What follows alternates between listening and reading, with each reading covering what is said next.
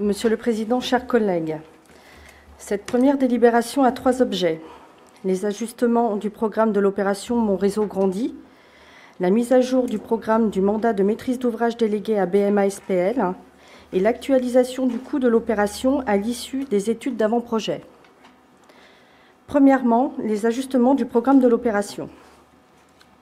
Certains de ces ajustements concernent les pôles d'échange multimodaux, les PEM.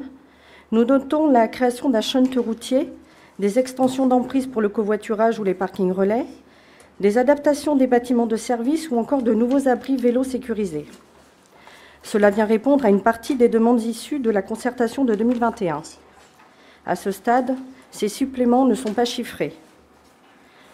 S'agissant de la rue de Paris, elle vient de faire l'objet d'importants travaux de réseau et d'aménagement pour piétons et vélos. Il y en a eu pour 1,6 million d'euros et cela a duré 1 an et demi. Il est sage en effet de ne pas défaire et refaire ce qui vient d'être fait et donc d'exclure cette partie du périmètre du programme. Mais alors, la mise en site propre à l'approche de la place de Strasbourg apportera-t-elle le bénéfice attendu qui est l'amélioration de la desserte de Guipava par la ligne 12 ? Cela vaut-il la peine de supprimer encore 68 stationnements et 13 ou 18 arbres ? À ce stade, le dossier n'y répond pas. Des variantes ont été étudiées s'agissant des ouvrages d'art. En effet, la deuxième ligne de tram rencontre des dénivellations qui nécessitent aménagement et création de franchissements. Pour passer de la place Albert Ier au secteur du Bougain, il apparaissait déjà que le pont Schumann ne pourrait, dans son état actuel, supporter le tram. C'est la création d'un nouveau pont qui est proposée.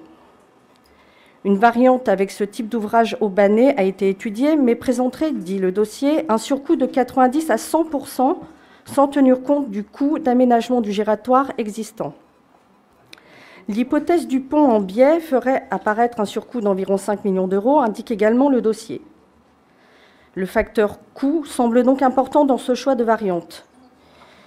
Il nous a été précisé après la commission que le coût du futur pont dans la solution retenue s'élèverait à 10 millions d'euros, mais cela ne figure pas dans le dossier. Pour le pont de la Villeneuve, qui conditionne largement l'accès au CHRU de la Cavelle Blanche, il n'a pas été prévu de doublement. C'est pourtant un secteur où la circulation est particulièrement difficile, y compris pour l'accès des secours. Le schéma présenté au dossier fait figurer le rajout d'un simple encorbellement pour les modes actifs, véhicules légers, poids lourds, secours. Même si, comme indiqué oralement en commission, les secours pourraient être autorisés à emprunter la voie tram, la gestion de ce goulot d'étranglement ne paraît pas résolue.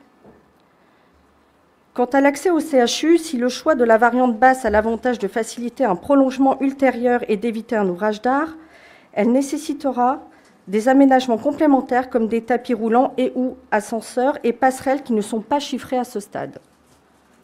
Car nous notons que le prolongement Questel n'est pas retenu. Pourtant, la concertation avait mis en évidence des demandes de desserte allant au-delà des lignes programmées, que ce soit d'ailleurs pour le tram comme pour le BHNS.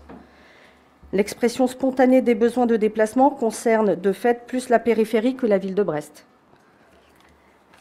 La diminution du nombre de rames nouvelles de 10 à 8 sera-t-elle un gage financier suffisant pour compenser le coût des nouveaux aménagements ?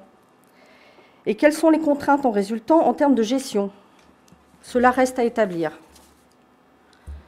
Pour ce qui est du BHNS, la prolongation jusqu'au terminus de la ligne 2 réduit les impacts sur le centre-bourg de Lambézélec. Ceci demeure important, notamment en termes de stationnement et pour la vitalité du commerce. Deuxièmement, l'adaptation du périmètre du mandat de maîtrise d'ouvrage découle des options présentées dont toutes ne sont pas levées. Troisièmement, le budget de l'opération est présenté comme stabilisé à partir des 192 millions d'euros hors taxes, valeur septembre 2019, et actualisé à 202 millions d'euros hors taxes, valeur novembre 2021. Mais vous nous avez indiqué en commission que le coût fin de projet était estimé à 213 millions d'euros hors taxes en 2020. Tout cela manque de clarté. Et chacun sait que les crises sanitaires, économiques et internationales que nous connaissons se traduisent déjà par une poussée inflationniste, notamment sur les matériaux à la base des chantiers de travaux publics. Nous avons soulevé ce problème en commission. Vous n'avez pas nié cette probabilité de dépassement des enveloppes. En guise de réponse, vous prévoyez que les recettes de leur côté seront augmentées du fait de l'inflation et vous visiez particulièrement le versement mobilité.